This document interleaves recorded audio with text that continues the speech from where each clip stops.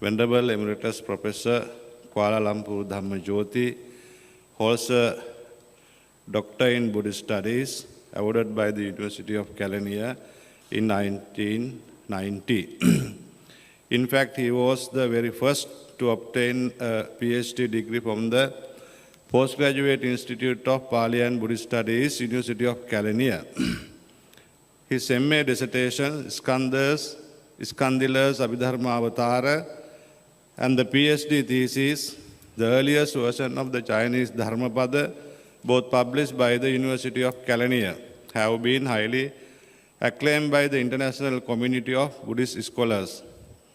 Through his scholarly writings and highly successful university teaching, he has come to be esteemed internationally as a doyen of Buddhist studies.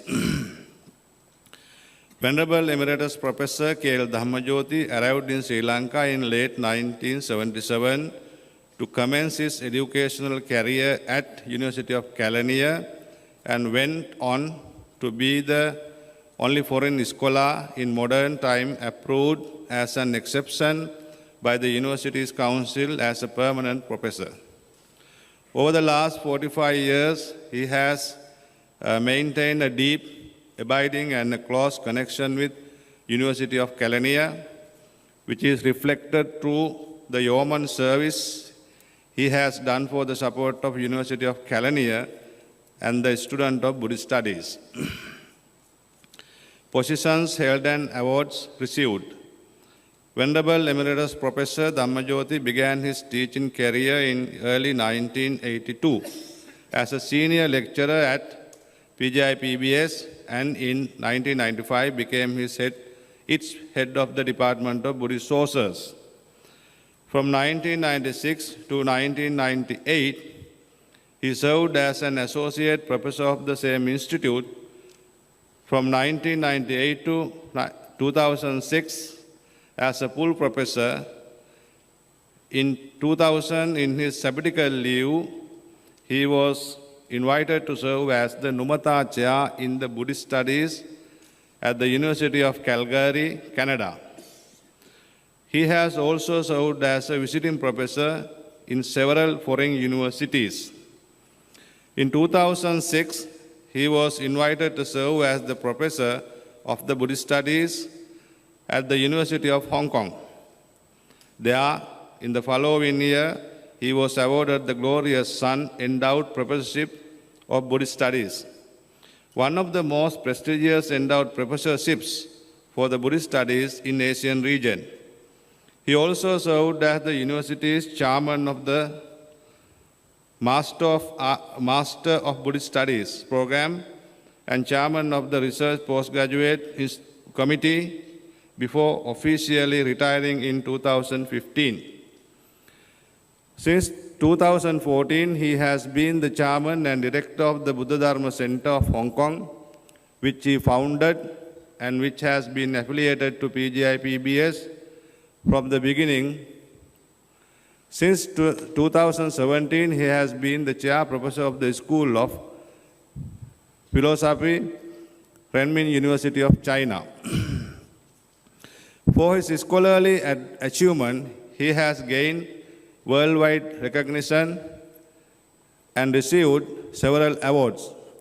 This includes the Bodhi Award for Outstanding Malaysian Buddhist Scholars by the Young Buddhist Association of Malaysia, the Tripitaka Visharada Award by the Amarapura Sri Saddharma Vansa chapter of Sri Lanka, the Endowed Professorship Buddhist Studies of the University of Hong Kong, the Ki Kangse Foundation Fellowship, the Emeritus Professorship by the International Buddhist College, Thailand in Thailand. In 2021, in recognition of his outstanding scholarship and academic contribution, the University of Hong Kong felicitated him a special ceremony and published in honor of him the Illuminating the Dharma, a volume of essays, continuing papers contributed by some of the most eminent international scholars. Contribution to international Buddhist academia and global recognition. Emeritus Professor Dhammajoti is acclaimed internationally for his scholarship in the field of Abhidharma studies. He has been invited as the keynote speaker at several international Buddhist conferences, in addition to several special lectures delivered within Sri Lanka, such as the Professor K.N. Jayatilaka Memorial Lecture.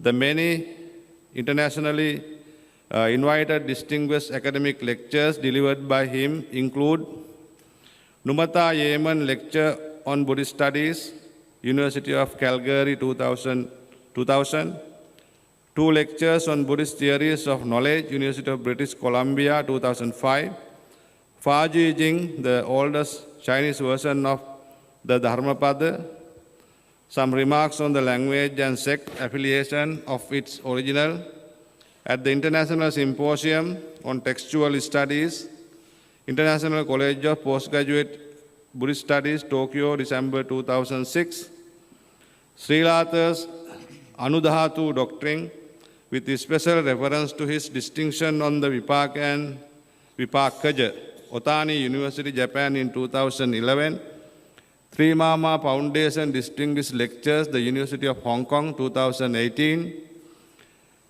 Aklista Jnana, Vasana and the Origin of the Mahayana, the Oriental Institute, University of Oxford, 2022. Venerable Emeritus Professor Dhammajoti has contributed to several important encyclopedias, including Abhidharma, Encyclopedia of Indian Religions, Canada, Sarvastivadi Abhidharma, Oxford Research Encyclopedia of Religion, Sarvastivada, Wiley Blackwell Encyclopedia of Philosophy and Religion, Sarvastivada Vaibhasika Doctrines, Brill's Encyclopedia of Buddhism. Versed in the 4 major canonical languages, Pali, Sanskrit, Classical Chinese, and Tibetan, and capable of assessing scholarly research publications in English, Japanese, and French, Venerable Professor Dhammajoti is obviously a successful researcher and prolific Buddhist writer. To date, he has published 7 scholarly books, edited 3 works, 2 felicitation volumes, and a collection of essays published by the University of Hong Kong, and also over 70 research papers, contributed substantial scholarly introduction to such scholarly works as the translation of the Abhidharma Kosa Bhashya, nearly 80 pages, and the Viññapti Matrata Siddhi, nearly 40 pages. Several books have been planned by him for publication in the near future, including a systematically guided reader in selected Pali Suttas. Some of his books, including the Sarvastivada Abhidharma, Abhidharma Doctrines, and Controversies on Perception, Entrance into the Supreme Doctrine, Abhidhammavatara, Reading Buddhist Sanskrit texts, and reading Pali Buddhist texts have been translated into Chinese and are being used as textbooks, besides being sources for Buddhist research in several universities internationally.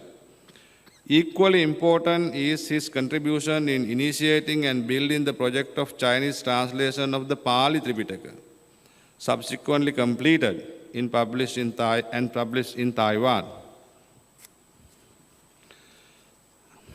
Academic services and contribution to the University of Kelaniya. As outlined above, he taught for some 22 years as a full-time member of the academic staff since early 1982 at PGIPBS, and for several years as a visiting teacher to the University of Kelaniya Department of Pali and Buddhist Studies. At the University of Kelaniya, he has successfully supervised 18 MPhil and 5 PhD students. At the University of Hong Kong, he produced another 15 PhD. At present, at the Buddha Dharma Center of Hong Kong, he is continuing to supervise several PhD candidates registered with Postgraduate Institute of Pali and Buddhist Studies. Because of his lasting bonds and deep gratitude for the University of Kelaniya and the Postgraduate Institute of Pali and Buddhist Studies, he has strengthened link between the university and the wider Buddhist community around the world, which has significantly contributed to the development of University of Kelaniya's international dimension. After his retirement from the University of Hong Kong, he founded the Buddha Dharma Center of Hong Kong and has since been actively promoting the name and glory of the University of Kelaniya. Several hundred Buddhists have so far received scholarly training in his center's academic courses, undergraduate diploma affiliated to the University of Kelaniya Department of Pali and Buddhist Studies, MA, MPhil and PhD affiliated to the Postgraduate Institute of Pali and Buddhist Studies. Recently, he has also founded the Vidya Charana Buddhist Resource in Malaysia, whose courses of studies are likewise affiliated to the University of Kelaniya. In 2002, Venerable Emeritus Professor Dhammajoti, together with Professor Y. Karunadasa, Professor Oliver Abenayaka, and Professor T. Endo, co-founded the Center for Buddhist Studies in Sri Lanka. In the same year, he co-established the new, well-recognized Journal of Buddhist Studies for the Center of Buddhist Studies, Sri Lanka, JCB SSL, and has since been serving as its editor, with its publication now running into the 19th volume. Senior Professor Dhammajoti Thero. Thank you very much.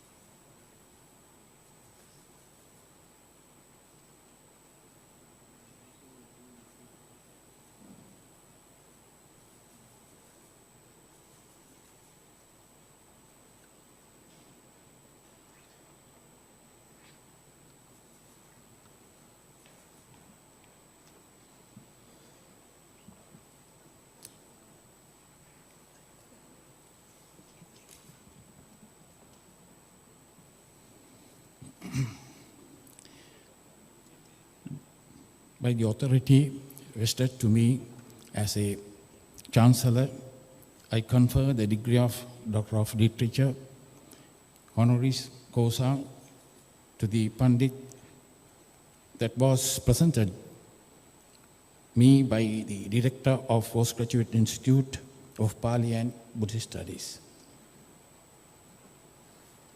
Venerable Chancellor, now I sincerely invite the Venerable Pandit Emeritus Professor Kuala Lumpur Dhammajoti, who was awarded the honorary degree of Doctor of Literature, to address the audience present at this convocation.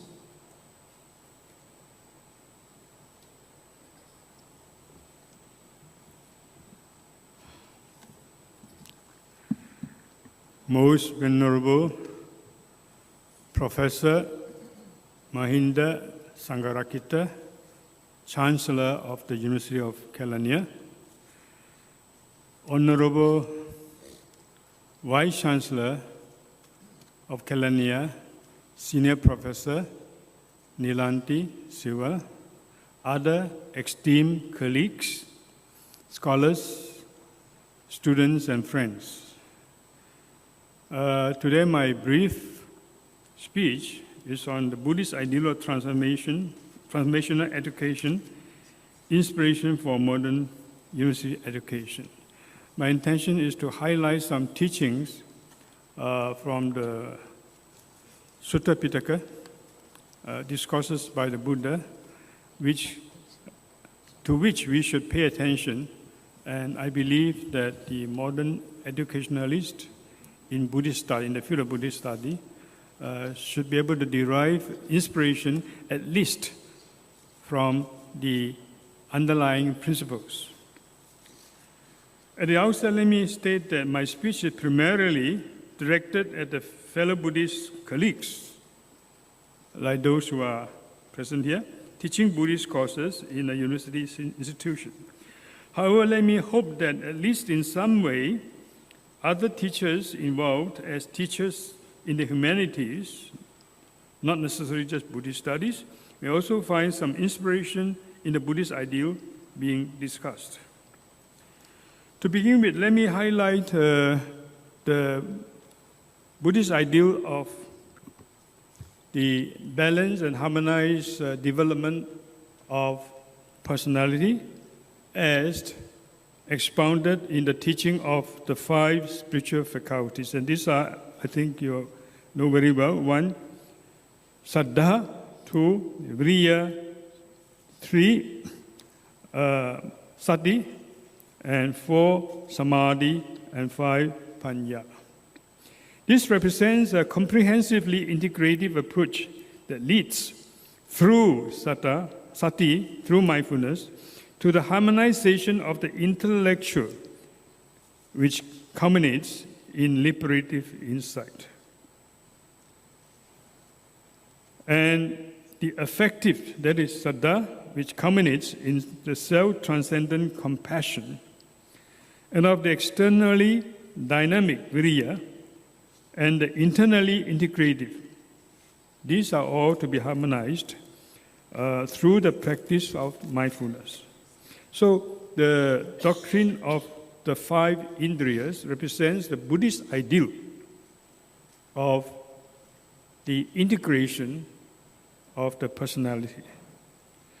An important traditional term in this context I like to highlight is Dhamma Vinaya. I'm sure you are familiar with this term. However, I believe that it should not be taken to merely mean Sutta and Vinaya. Dhamma meaning Sutta and Vinaya meaning the disciplines. But rather, or in fact, not even doctrine and discipline. I think this term goes far beyond this kind of connotation. As an integrated term, it means essentially spiritual education, or better, creative education. This is what I would like to highlight in this short speech. So I prefer to understand Vinaya, this term, not just as disciplinary rules, monastic discipline, but the term itself from vi and ni. Ni means to lead, to guide, and vi means differently, distinctively. So it is guiding and leading distinctively to higher and higher different states of human existence. And this is Dhamma Vinaya. Dhamma Vinaya is a self-sufficient spiritual discipline, a religion in the true sense. And that is to say, a religion, you can say, maybe quoting Erich Fromm, and what he means by religion, and his assertion, proposition that the need for religion is rooted in man's very existence. And we have no time to elaborate it, but I've given the footnotes for those who are interested in this. So religion, the true sense, which conduces to the unfolding of the human potential to ever higher and higher levels. Humanity truly achieved is Buddhahood. The product of this creative or transformative education is the new man. I'm, of course, borrowing a modern philosophical term. Because the product the whole process of education is creative in the sense that it transforms the person, the learner, and it leads to a brand new product. And that is what we call the new man. In Buddhist terms, this is the Arya Pukala. Buddha being the Arya Pukala par excellence. A teacher, now,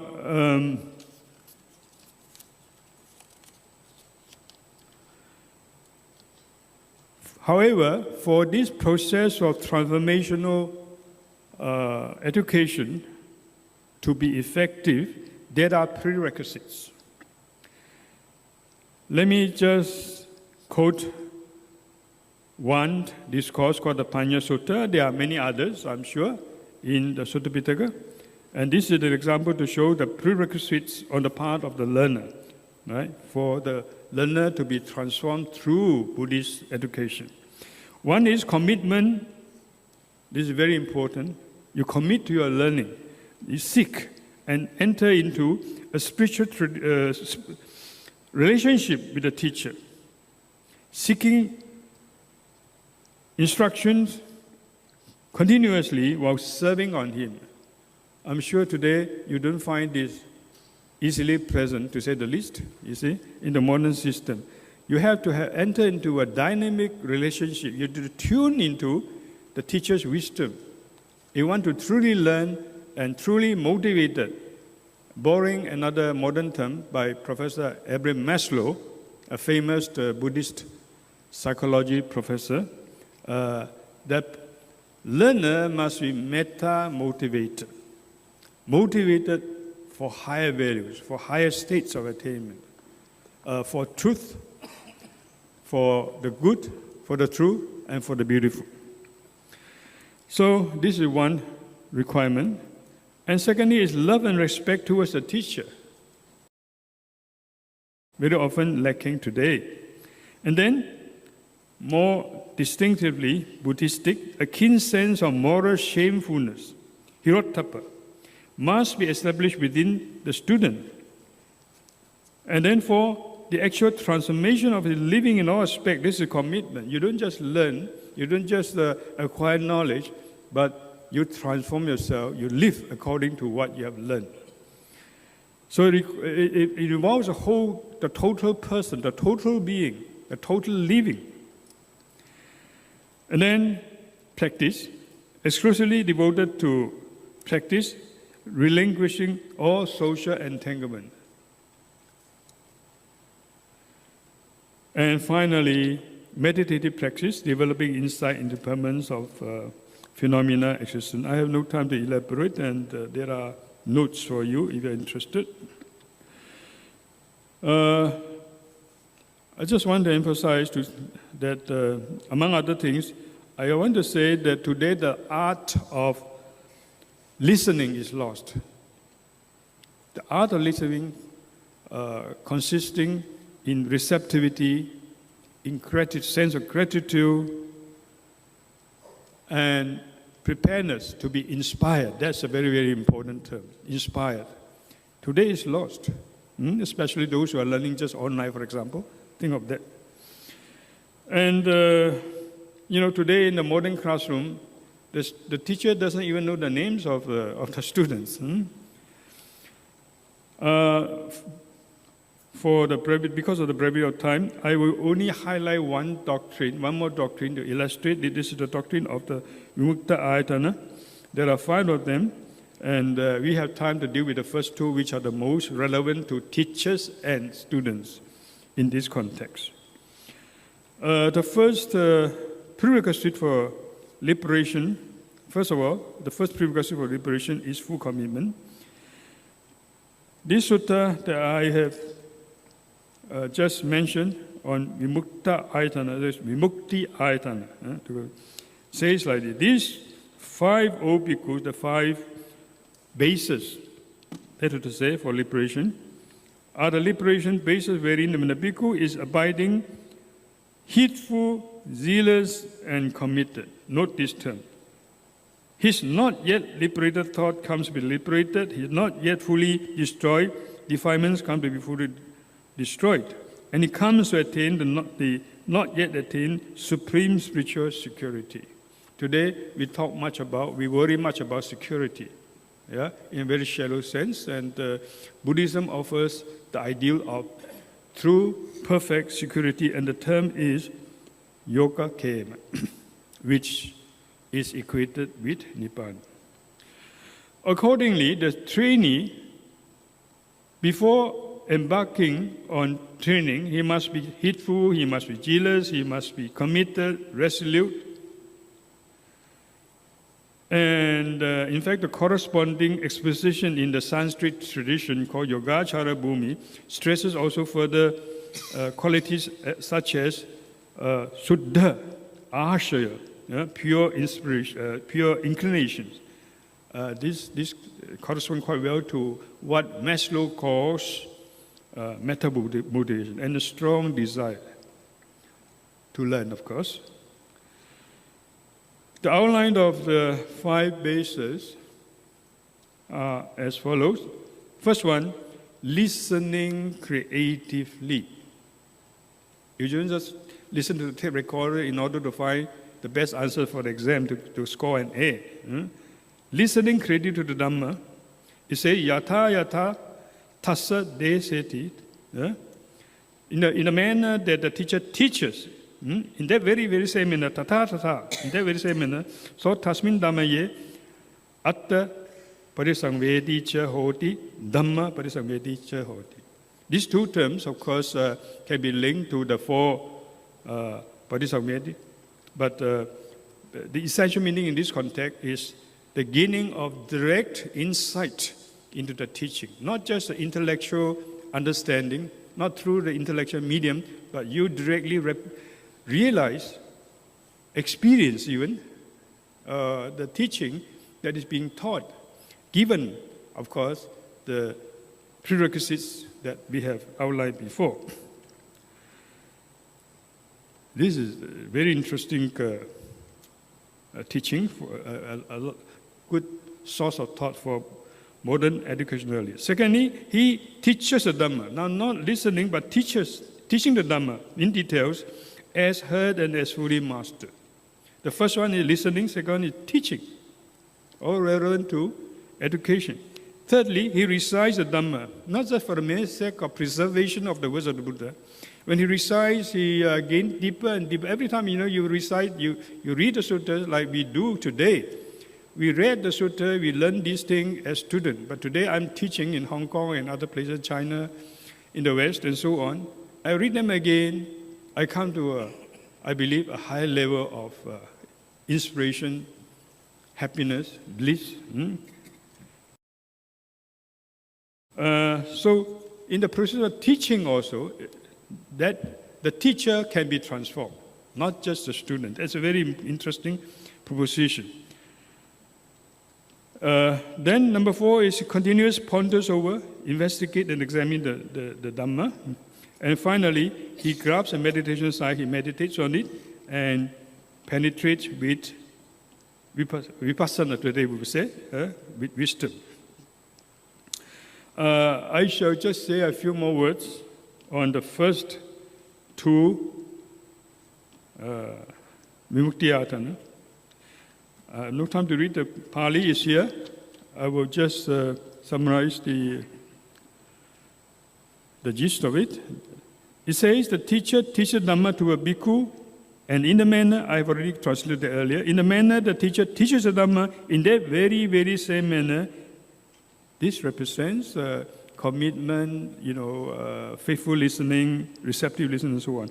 In that very same manner, he comes to gain unmitigated insight or knowledge into the meaning of what he has learned. And this is called Parisangveda. Then to him who is so gaining direct insight, joyousness arises. When you can learn and be inspired like this, there's a tremendous amount of positive energy that is being released, and that's joy.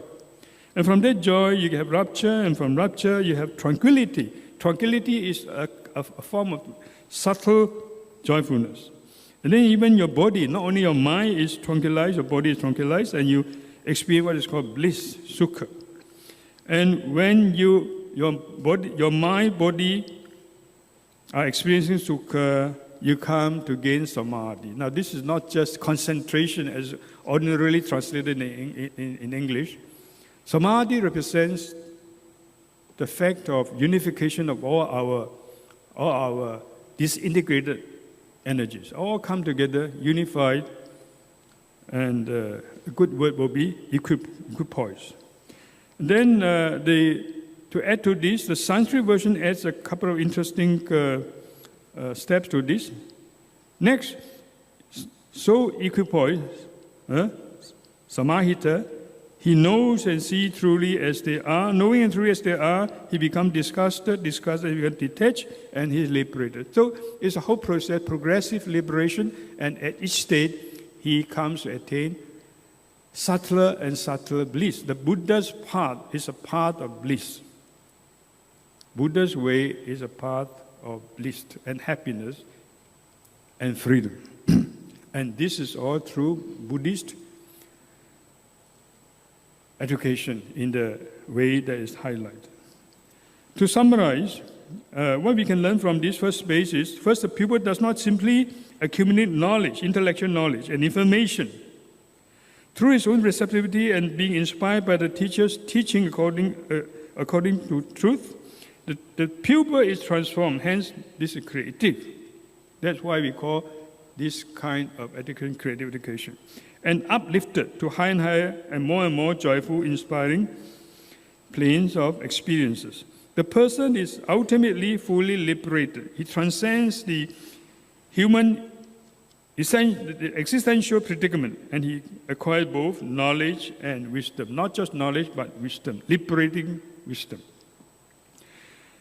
The second base, I think I can have to go faster. And the main point here is that you can transform yourself, as I said, as a teacher. You don't just transform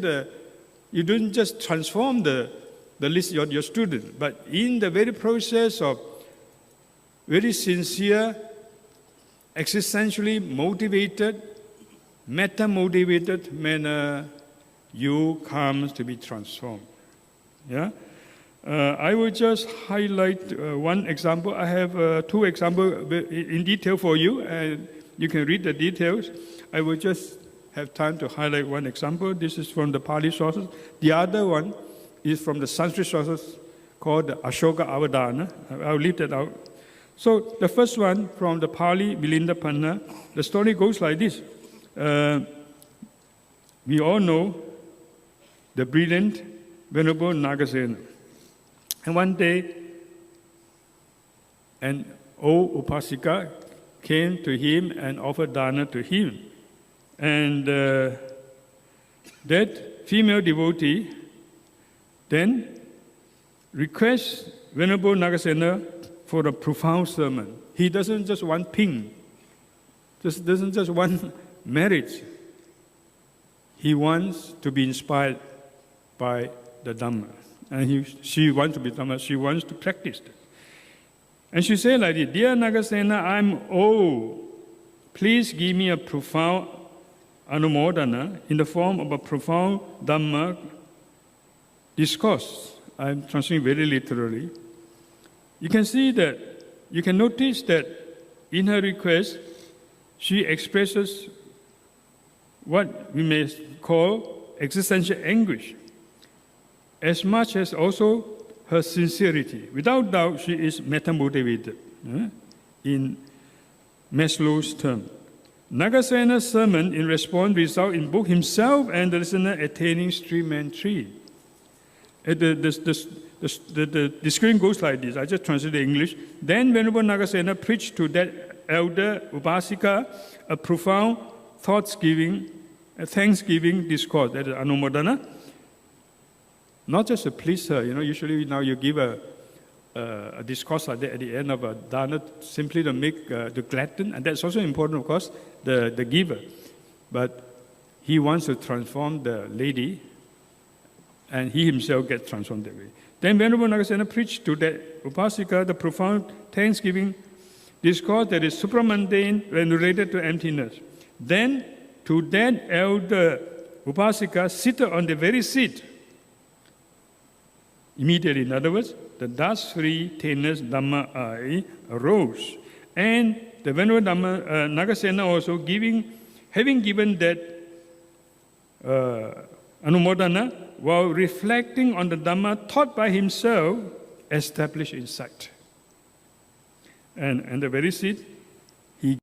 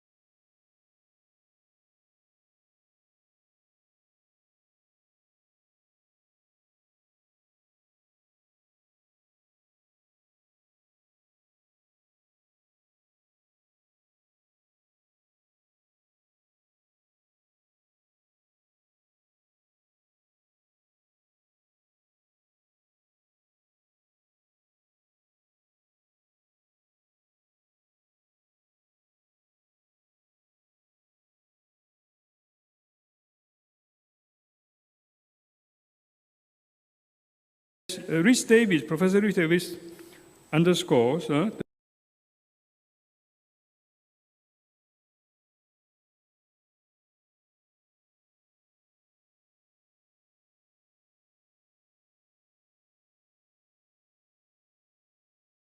Nagasena also, while he has that Thanksgiving discourse, felt the force of the truths he himself has preached. And he too arrived at insight. I'll jump to conclusion now. While modern Buddhism, 1,500 years or more ago in the Indian environment, but at least in some ways and to some extent, it can learn from the principles underlying what we term transformative education, expounded in the Vimukta Ayatana Sutta. Of particular relevance, of course, the first two that were highlighted, learning and teaching the Dhamma. What are we doing here? We are learning and we are teaching and hopefully also learning. And the students are learning, right? Rather than being utterly overwhelmed and completely conditioned by the modern, especially I would say, or essentially I would say, Western value structure. Let's remind ourselves, be mindful. It is time for us to ponder over the purpose and methodology of teaching Buddhism. Mindfulness is practice here of the true purpose of Buddhist education. Not just teaching as a job, not even as a career, but as a practice of the Dhamma. We saw above that for our teaching and learning to be transformative psychologically, both the and spiritually, both the learn. I use the word spiritually in a very vague sense, of course, admittedly, because it's a very difficult term to bring out all the connotations. But I mean something higher than just the intellectual, something higher than just what we understand as the so-called psychological today. The teacher must first be aware of the purpose of existence. And this is where religion comes in. Whether we think of religion as involving a God or not, but this is religion in the true sense. Be sincere and meta-motivated. When these prerequisites are fulfilled, religious education can and should lead to progressive unfolding of the human potential, and according to what we have seen above, according to the Buddhist tradition, the Buddha's way, this can be a progressively joyful and fulfilling process. Thank you very much.